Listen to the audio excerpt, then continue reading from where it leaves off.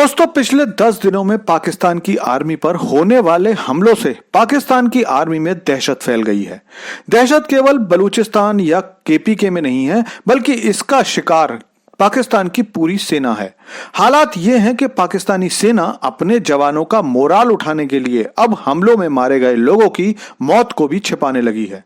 लेकिन क्या इससे कुछ हो पा रहा है? तो इसका जवाब है नहीं, क्योंकि खबरों के अनुसार बलूचिस्तान और खैबर के कम से कम 2500 जवान ऐसे हैं जो पिछले दिनों में छुट्टी पर तो गए थे, लेकिन अब वो वापस लौटना नहीं चाहते और अपने फोन बंद करके बैठ गए हैं।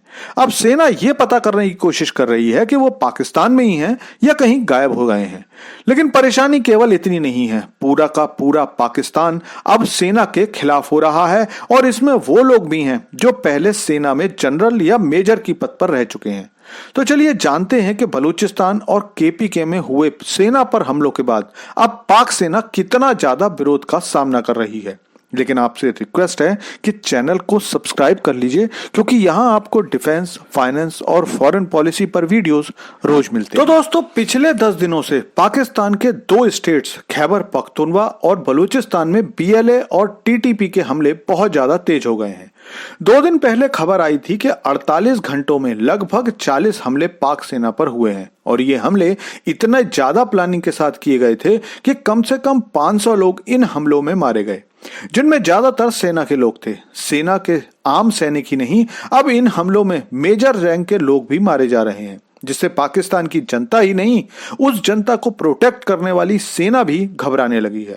और ये हालात इसलिए बहुत ज्यादा खराब हैं क्योंकि पिछले 70 सालों में पाकिस्तानी जनता को यही घुट्टी पिलाई गई है कि पाकिस्तानी सेना दुनिया की नंबर 1 सेना है और केवल वही है जो पाकिस्तानी जनता को सुरक्षा दे सकती है।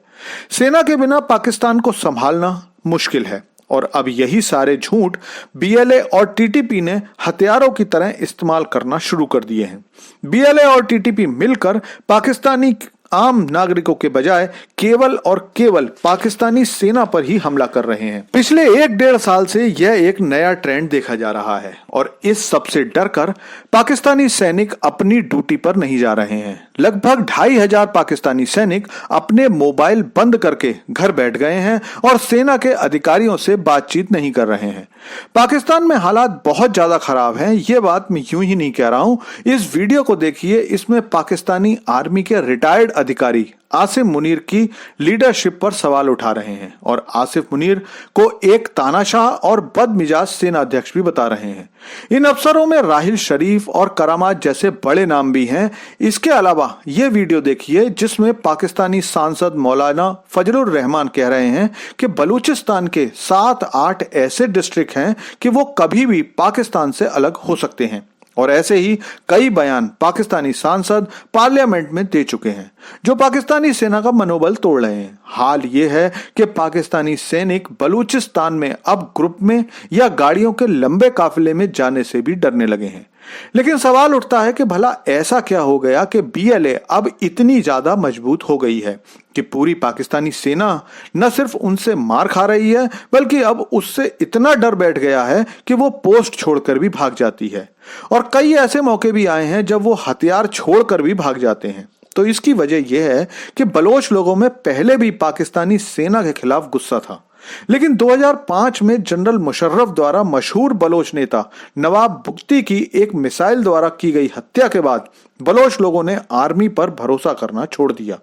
उसके बाद जब अमेरिका अफगानिस्तान में हथियार छोड़ के गया तो बीएलए ने अफगान तालिबान से हाथ मिला लिया और यही बलूचिस्तान की आजादी की लड़ाई का टर्निंग पॉइंट था, क्योंकि पाकिस्तान आर्मी के प्रति गुस्से को अब बलोच लोग ज्वालामुखी बना चुके हैं और अमेरिकी घातक हथियारों के आगे अब पाकिस्तानी सेना टिक भी नहीं पाती है।